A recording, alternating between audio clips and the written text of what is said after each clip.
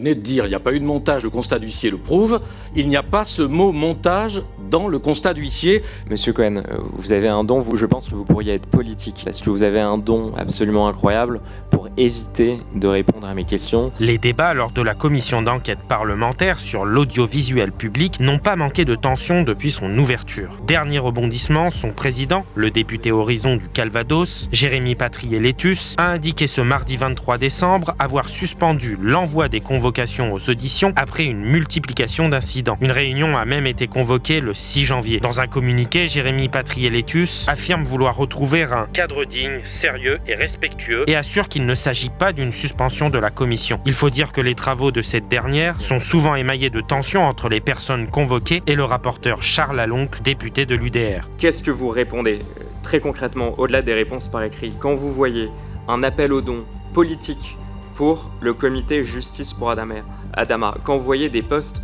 successifs qui dénoncent le privilège blanc, quand vous voyez des publications qui invitent ou incitent à consommer des contenus pornographiques, transsexuels. J'entends ce que vous dites, monsieur le rapporteur. Je rappelle quand même que notre offre ne peut pas se résumer à un exemple pris ici ou là. Oui, vous allez trouver tel ou tel peut-être qui ne vous convient pas. Alors, monsieur le rapporteur, vous faites plusieurs erreurs. Je vais mettre ça sur le coup de l'erreur plutôt que du mensonge. Monsieur Legrand, c'est parfaitement faux et cette audition démarre très mal. La présidente de l'Assemblée nationale, Yaël Braun-Pivet, a même reproché ses méthodes au rapporteur. Ce dernier y a vu une intimidation de celle-ci. Dernier épisode en date, le journaliste de France Inter, Patrick Cohen, auditionné le 18 septembre, a envoyé une lettre aux députés membres de la commission dont le Figaro a pris connaissance. Selon lui, un certain nombre de mes déclarations ont été travesties, déformées ou commentées de façon malveillante par monsieur le rapporteur Charles Laloncle. L'éditorialiste y répond point par point. C'est dans ce contexte que les convocations ont été suspendues. S'ajoutent à cela des tensions entre le président Jérémy Patrier-Létus et des députés de gauche, notamment l'insoumise Ercilia Soudé ou encore Aymeric Caron. À côté de ça, on a une Sophia Aram qui... On n'a pas une Sophia Aram. Madame Soudé, je vais arrêter, je vais enlever le micro.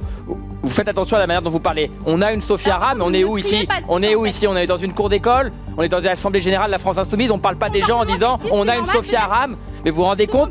Madame Soudé, vous vous rendez compte de ce que vous venez de dire? On a une Sophia Aram? Monsieur Caron, vous voulez vos réponses. C'est votre point de vue. Vous voulez pas des réponses, vous voulez votre réponse. Ça marche pas comme ça une commission d'enquête. Vous posez des questions et les personnes auditionnées, monsieur Caron, vous font des réponses. Si elles ne vous satisfont pas, c'est votre problème. Pardon, monsieur Caron, c'est votre problème. Vous posez des questions et ils vous font des réponses. Donc, monsieur,